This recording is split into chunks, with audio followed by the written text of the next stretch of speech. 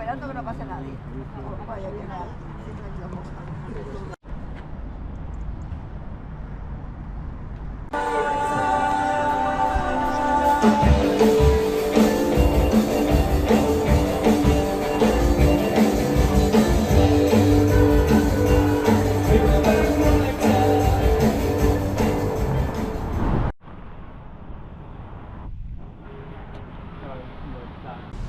So, the place is really not what I expected.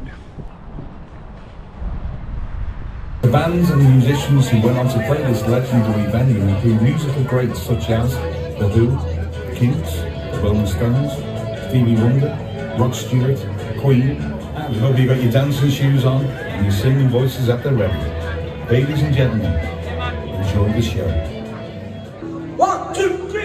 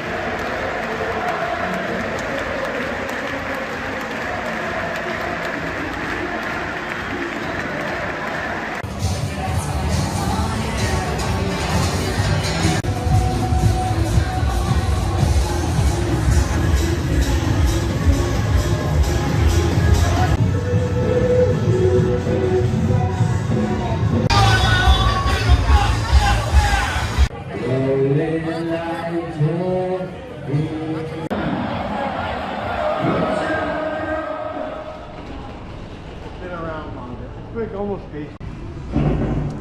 Yeah, McCooley's. Had multiple floors. 3 floors? And a rooftop too. Yeah. In 1964 on the 10th of July, and they had a civic reception there. And there's about 50,000 girls all trying to get a... Think about the cavern when the Beatles played there, it was dry, no alcohol. Really? So they used to drink in those 2 bars.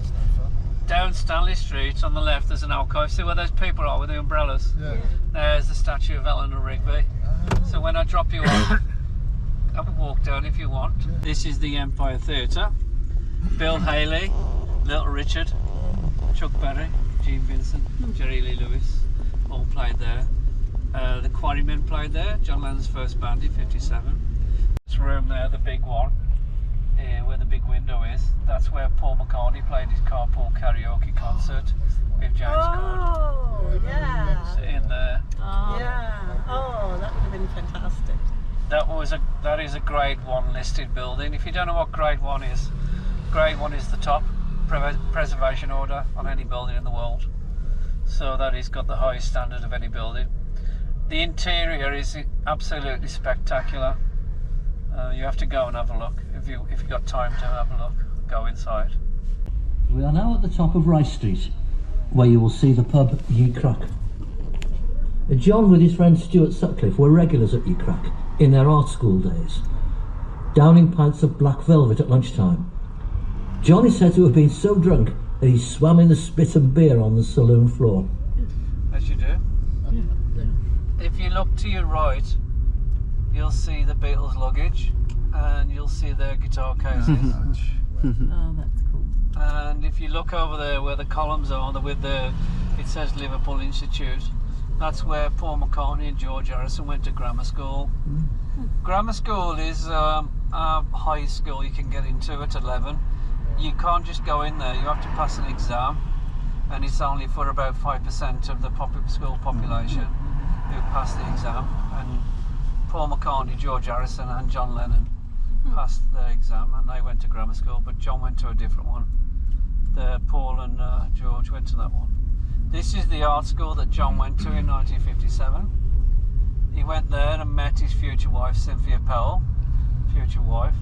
He met Bill Harry from the Merseybeat newspaper, who helped them promote the Beatles, and also Stuart Sutcliffe, his best friend, who he lived with.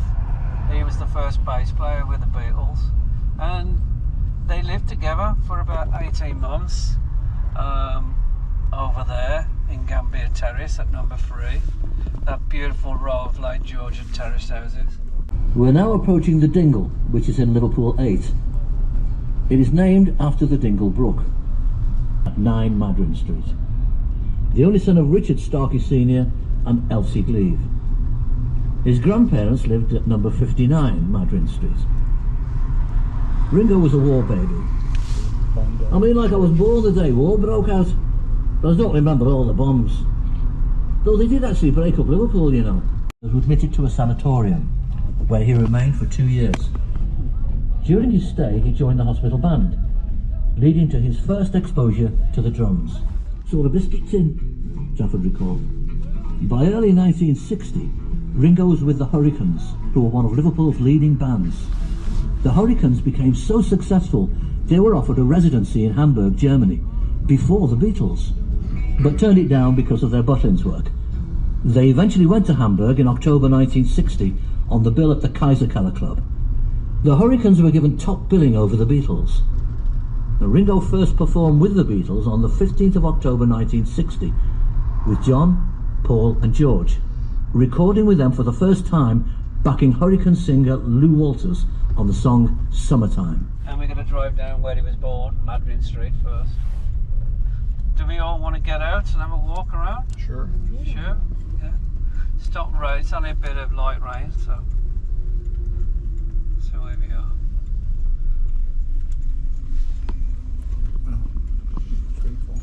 I'm just going to pull, I'm just going to reverse back.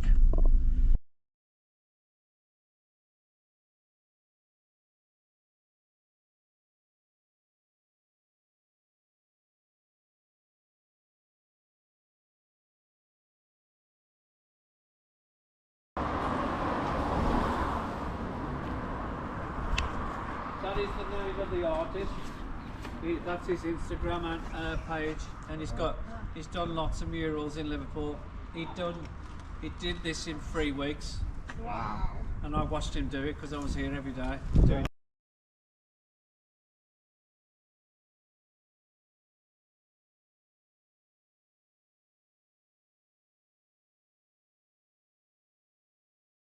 Oh, no, just the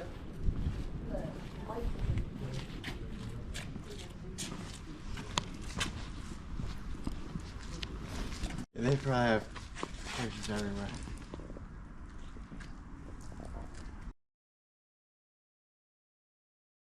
Yeah, I've got all the decanters and the glasses for that. Oh wow. I took them out. fun.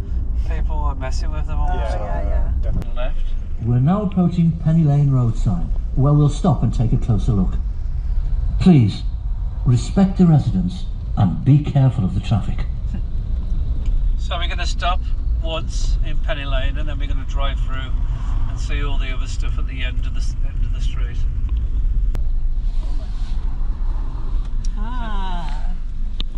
Now if you zoom, and what I want you to do as well, if you're not getting out, I want you to zoom in where the red 18 is, if you can. And if you zoom in enough, you'll see Paul. You've got the lyrics to the song above the Penny Lane pub. Can you see? I think so. And then the next thing we're going to look at is the church, St Barnabas. That's where Paul McCartney was a choir boy, and he also, his brother Michael got married in there in 1968, and Paul McCartney was his best man, of course. The shelter in the middle of the roundabout is the Sergeant Pepper Bistro. It was a single-storey bus shelter back in the day, and the banker with the motor car who goes out in the rain without his mask, because it's very strange, is that building over there, the brick building with the clock. The barber shop is on the left hand side as we go through. I'm going to play the audio. And then the fire station is about 5 minutes down that way. And that's why Paul sang around it. Paul moved here to send him to the barber shop with his younger brother Michael when they were 13 and 11. I think by 1960 Penny Lane was a distant past them, because even though Paul was still living, he would have been too occupied to even bother hanging around. They used to hang around in the shelter. Coming into view is the bus shelter in the song Penny Lane. The shelter is located on its own island. It is the shelter in the middle of a roundabout referred to in the song. On the corner is the banker with the motor car, is where the TSB bank stands, a brick building to your far right. The barber shop, Bioletti's, now Tony Slavin's, will come into view after we've crossed a busy road. Now, the fireman with the hourglass, there was a fire station in Mather Avenue, about 10 minutes from the bus shelter where Paul and John would well have known.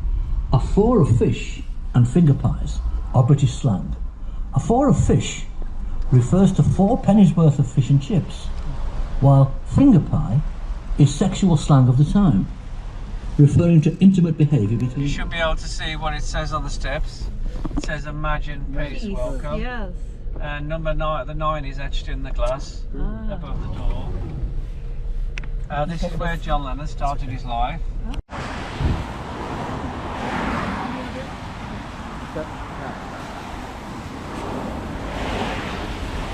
What'd you say? Stay on the path.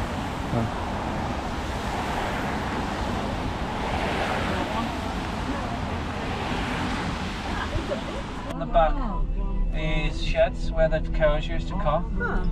And then where that big superstore is, you can see the sign. Have a look down the hill. That's where all the grazing land was for the cows. We're now approaching St. Peter's Parish Church in Wilson. You'll visit the tombstone of Eleanor Rigby. So, the first grave you're going to see is John Mackenzie with the bouquet. Everybody presumes that's Father Mackenzie. Oh, yes. And then you can see there's lots of Rigby's there, right? Okay.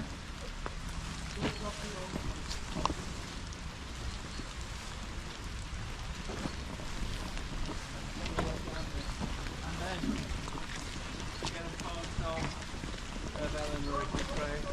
The one with the flowers again. You can see her name, also Eleanor Rigby. Yeah. I'll get a snap.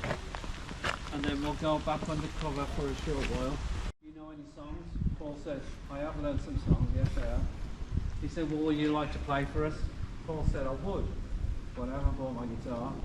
John said, give me a guitar. So the guitar came over. Paul looked at it, turned it upside down, played it upside down. Because that's the way he learned. He was a lefty. What did he play? He played, I've got to go with a record machine. Look at this kid, he can really do it. And all the girls and you know everybody else. So John just brushed him off. We have to thank Pete Shotton, John's best friend. Later on, Pete said to John, he said, listen, why didn't you ask him to join? John says, I don't want to hinder it. Pete said, come on, John, come on. There's the other end of Close to John Lennon's childhood house. John and his friends used to play in the grounds. Lennon's Aunt Mimi recalled, now there was something about the place that always fascinated John. He used to hear the Salvation Army band playing, and he'd pull me along the street saying, hurry up Mimi, hurry up, we're going to be late. Lennon's experiences with the drug LSD caused him to question his identity and seek to dissolve his ego. What, you have your phone? Can you take us a picture of us? Of you? Both of us.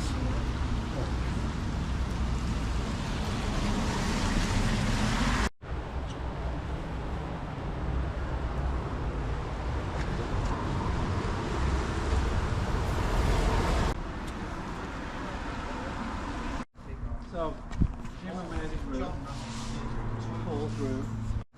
So, Jim and Mary's room, Paul's room. Michael has the bedroom on the back. There's the living room, the kitchen, an entrance to get into the backyard, and then a front entrance to get into the living room. 55 they moved in, and Mary died a year later, and as already told you. The best part of that James Corbin one was the people walking past the bar, looking in the windows and seeing him sitting there playing. The wonderment on their faces. Yes. It was glorious. Yeah. I thought that was a very touching part. I thought it was too. Yeah. Yeah. See, you gotta watch these things. It's like we're doing something very normal here. Yes. No, you're not. You can watch it tonight on YouTube. Oh, there we go.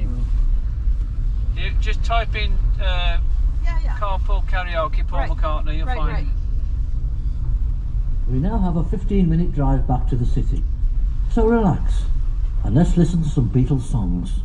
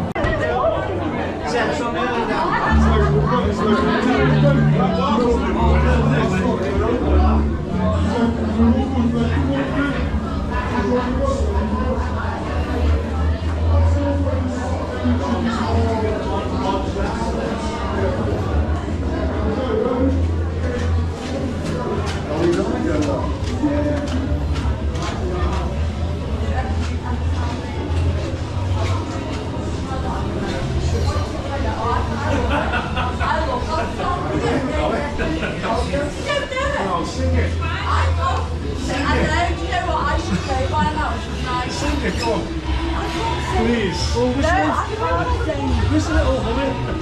That's so good.